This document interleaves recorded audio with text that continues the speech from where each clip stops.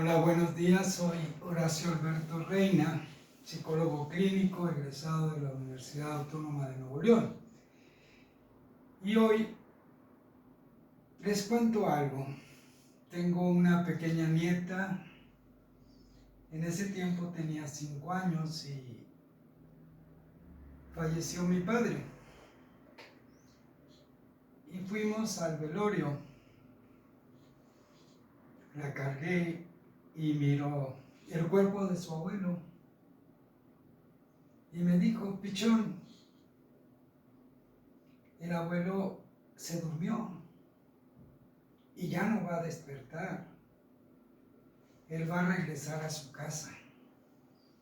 Yo vivía en el cielo, pero un día me mandaron aquí, a la tierra, y un día voy a regresar. Poco a poco se me ha ido olvidando cómo era el cielo, Pichón. Pero tu papá ya está en el cielo. Me sorprendió por su edad, me sorprendió porque su abuelo, mi papá, sufría de Alzheimer y no había una relación entre ella y su abuelo que hicieran una conexión. Si bien es cierto, la cargaba, pero en realidad no sabía que era su nieta, no le hacía los cariños que le hacía a otros nietos. Era una relación diferente y me llamó mucho la atención que ella a su corta edad lo pensara de esa manera. Dice Erich Fromm que fuimos arrojados a este mundo sin nuestro consentimiento. Y de igual manera vamos a ser retirados de este mundo sin nuestro consentimiento. Nadie nos preguntó si queríamos nacer. Y de igual manera no nos van a preguntar si queremos seguir viviendo. Simplemente vamos a ser retirados. Es un misterio. La pregunta es: ¿cuándo inicia la vida? ¿Cuál es mi historia? ¿Por qué soy como soy? ¿Por qué pienso a veces diferente que los demás? ¿Por qué hay cosas que a mí me interesan y a los demás no les importa? ¿Por qué yo sufro por algo que a los demás no les causa ningún problema? Es muy difícil hablar en los límites o hablar sobre los límites entre lo sano y lo enfermo, y más en el área emocional, porque en el área física hay síntomas visibles, tangibles, de que la persona está enfermando. En cambio, en el área emocional, las cosas son más profundas que eso. Desde la aparición de esta preocupación de los seres animados, yo recuerdo cuando anunciaban las caricaturas y decían personajes animados de hoy y siempre. O sea, que eran personajes que no tenían vida, pero sin embargo adquirían movimiento y actuaban como si fueran reales. Y veíamos al Tom y Jerry, y veíamos al pájaro loco, después a los superhéroes.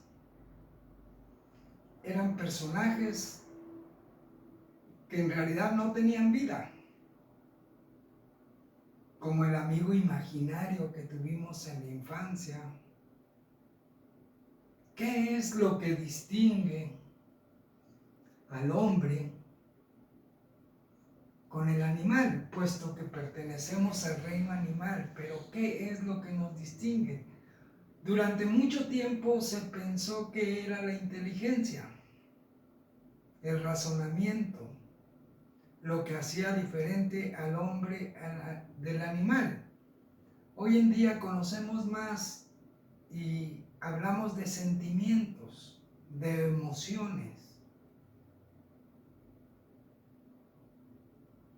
El hombre vive de emociones.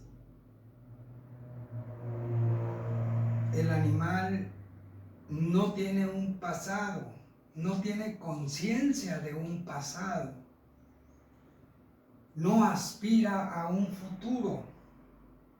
El perro va a ser perro y se va a ladrar a los carros que pasan y se va a perseguir la cola y va a ser perro y va a ser perro toda la vida.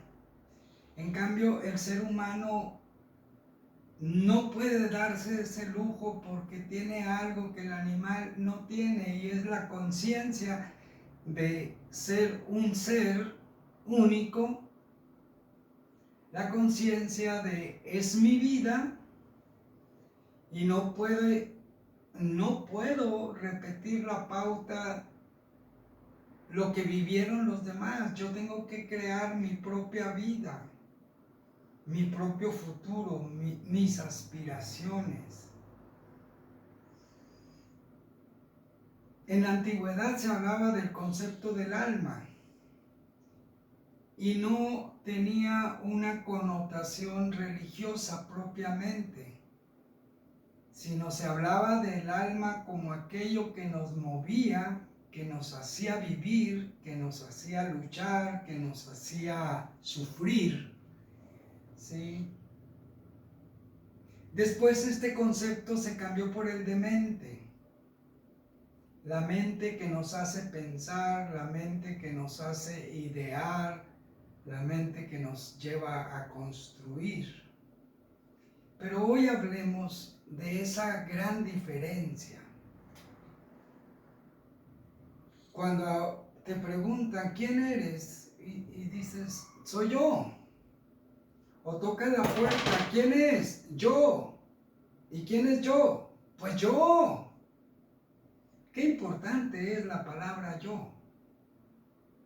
Yo soy yo. Decía un filósofo, prefiero ser yo con todas mis pendejadas, con todas mis tonterías, que ser otro sin ello. El descubrir que tú eres un ser irrepetible, que cuando tú naciste se rompió el molde, que no hay nadie ni va a existir nadie igual que tú, que eres único, que yo soy único. Eso fue un gran descubrimiento para el ser humano. Me voy a enfocar más en las teorías freudianas, que en cierto modo es mi orientación, mi marco de referencia. Y Freud habla de un concepto llamado aparato psíquico. No habla propiamente de lo que es la mente. En su tiempo prevalecía mucho la enfermedad, sobre todo en el lado de la mujer, de síntomas inexplicables que enfermaban a aquella persona. Jaquecas profundas,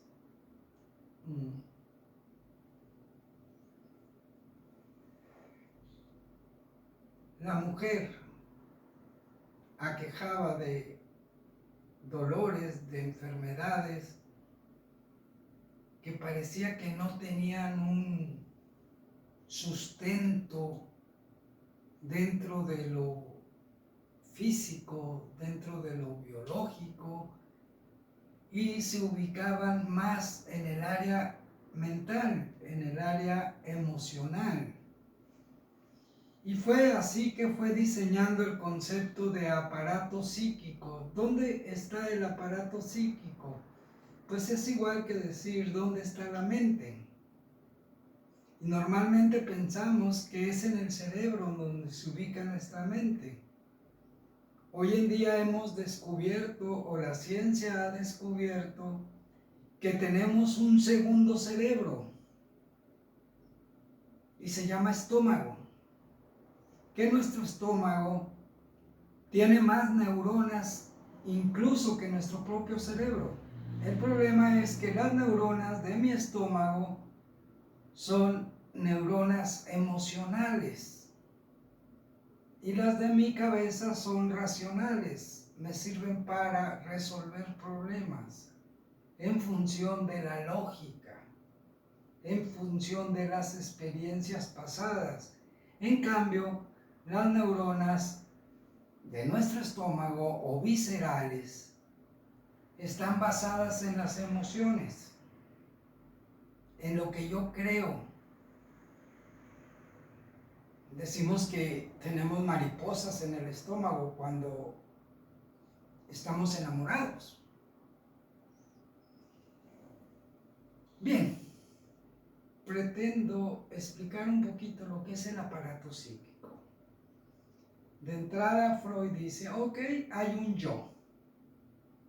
Un yo que es el burro, el que anda caminando, el que siente, el que se emociona, el que actúa, el que tiene contacto diario con la realidad. Pero aparte de ese yo, hay algo muy interno, muy profundo, y le dio el nombre de inconsciente. Inconsciente porque no tengo conciencia total de lo que hay dentro de mí. Y dice Freud, este inconsciente o ello se va a ir componiendo de tu historia. ¿Y cuándo se empezó a escribir tu historia? El 26 de junio de 1960, cuando yo nací, ¿comenzó mi historia? Pues la realidad es que no. Porque incluso tú y yo tenemos una historia antes de nacer, que es la historia de nuestros padres, nuestros abuelos, nuestros tatarabuelos, y ese bagaje congénito que viene inserto dentro de nosotros. Y ese bagaje congénito igual nos hace ser lo que somos ahora. Y te dicen, te pareces a tu abuelo. Tu abuelo pensaba igual que tú. Era tan enojón como tú. Ok, eso es parte de mi historia antes de nacer. Mi ADN. Después de la concepción, en el tiempo en que yo estoy en el vientre de mi madre, es otra historia. Y cuando decimos que realmente inicia mi historia, es en el momento del nacimiento. Bien, este inconsciente está formado por esas historias, por esas partes o esas pequeñas historias. Después se va nutriendo de lo que Freud llama lo reprimido. Lo reprimido es aquello o aquellas cosas o aquellos deseos que yo tuve, pero no llegaron a hacerse realidad. Y no llegaron a hacerse realidad porque si lo hiciéramos, estaríamos en grandes problemas. ¿Cuántas veces has dicho, muy enojado, lo voy a matar? Ojalá y se muriera. Son deseos perniciosos. Son deseos que nuestra conciencia, nuestro yo, no puede tolerar. ¿Cómo es que estoy pensando que voy a matar a mi padre? Simplemente porque estoy enojado y siento que no me comprende. pero lo deseo. Freud nos dice que el ello o el inconsciente se rige bajo el principio de placer. Se basa en el instinto sexual y el instinto de conservación de las especies. Que todo nuestro inconsciente es un nido de deseos. Ahí está la historia del hombre desde que llegó a esta tierra. Ahí se fue formando. Por ejemplo, en el área sexual, dice Freud, que el hombre es un ser perverso polimorfo. Es decir, que yo traigo dentro de mí todas las perversiones que han existido en la historia de la humanidad, que están dentro de mí y que se van a manifestar. Pero hay algo que lo impide y en un momento lo voy a explicar. Bien, nos quedamos con que el inconsciente es un lugar que se rige bajo el principio de placer. Todo lo que sea placentero, todo lo que busque mi satisfacción, nace desde el inconsciente. Ok, la otra parte, tenemos el inconsciente. Imagina que es un iceberg que va flotando en el océano. La parte que sale del agua, que sale a la superficie, que tiene contacto con el aire, con el sol, con las nubes, con las aves, es el yo, mi yo.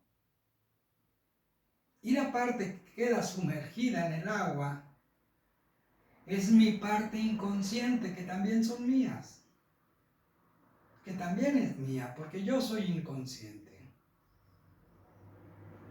Hay una parte de mí que está inconsciente.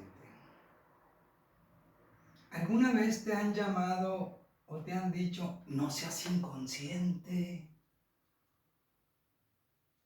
O se cayó y quedó inconsciente.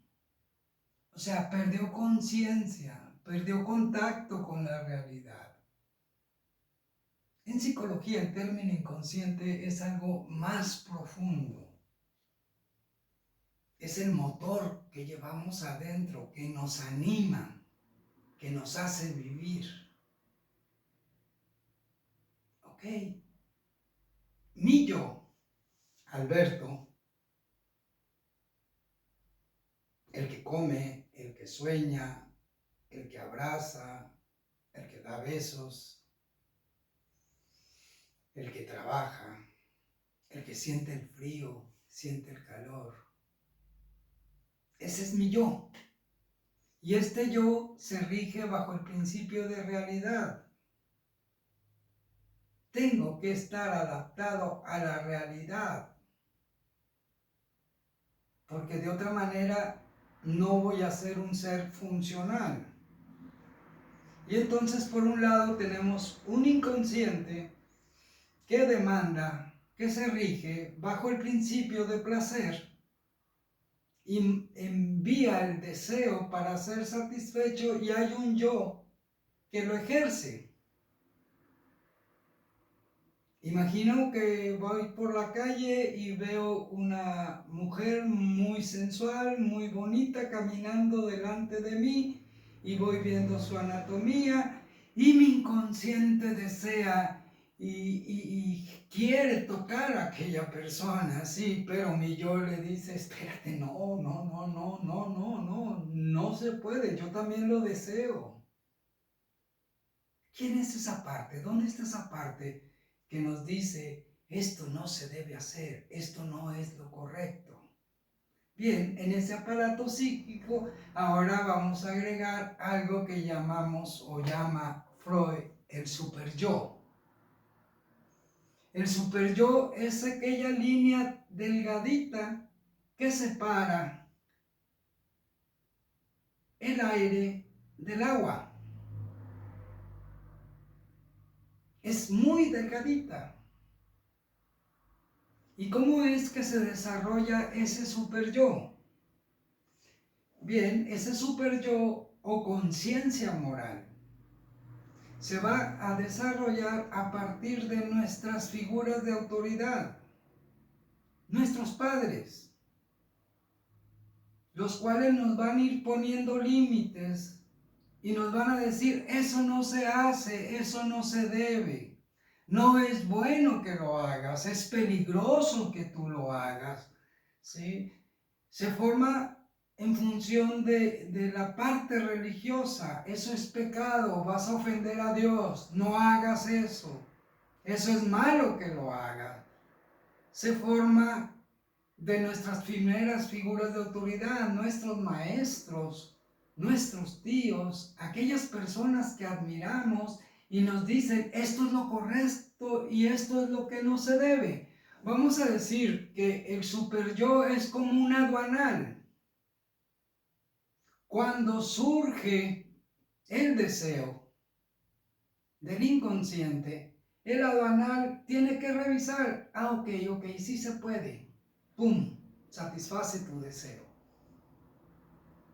Pero la mayoría de los deseos que vienen del inconsciente ponen en riesgo a nuestro yo.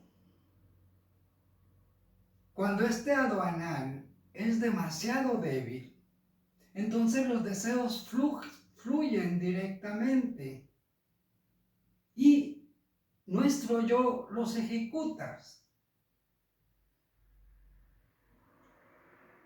¿Cuál es el límite entre lo que llamamos locura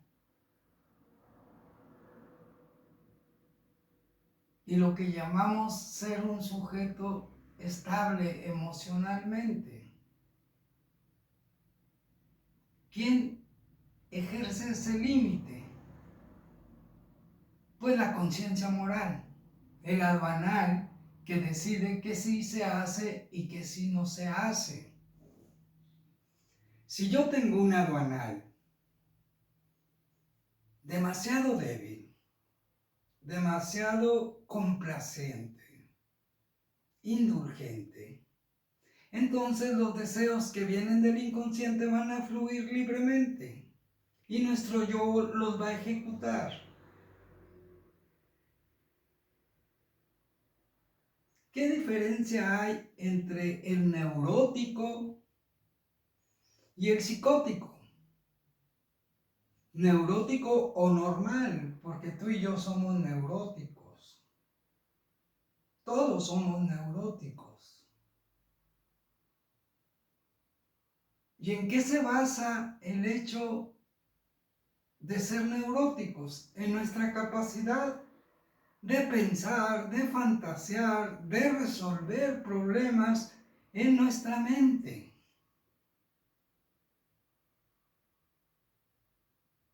El neurótico hace castillos en el aire, crea sueños, crea ilusiones, pero también está consciente de que son sueños, que son ilusiones, que no es la realidad. Vamos a decir que compré un boleto del sorteo TEC y a partir de un pedacito de papel puedo empezar a crear toda una película, todo un sueño, cuando yo me saque la casa del TEC. Nada más la voy a usar una semana, porque quiero vivir dentro de esa casa. Pero mejor la voy a vender. Y voy a comprar otras cosas. Ah, pero si la vendo, pues mi mujer va a querer también la mitad, porque estoy casado con bienes mancomunados. Y yo no quiero que ella la tenga tampoco. ¿Sí? Porque yo me la saqué. Porque es mía esa casa. Y entonces voy a pensar, ¿qué hago para que mi mujer no se entere de que yo me gané en la rifa esta casa? Y empiezo a crear situaciones que al final me van a ir dando problemas a partir de algo que tiene un tinte de realidad muy pequeño. Voy a entrar a un sorteo y puede que me gane esa casa, pero la realidad es que es muy difícil porque las probabilidades son más grandes de que no la tenga a que sí me la saque. Pero si yo le doy vuelo a ese deseo y mi super yo no me dice, oye, aplácate, ya cuando te la saques, entonces empiezas a pensar en todo lo que vas a hacer, pero por lo pronto nada más es una ilusión. Es decir, el neurótico hace castillos en el aire, a diferencia del psicótico. El psicótico hace castillos en el aire, pero se mete dentro de los castillos, rompe contacto con la realidad y el inconsciente fluye libremente.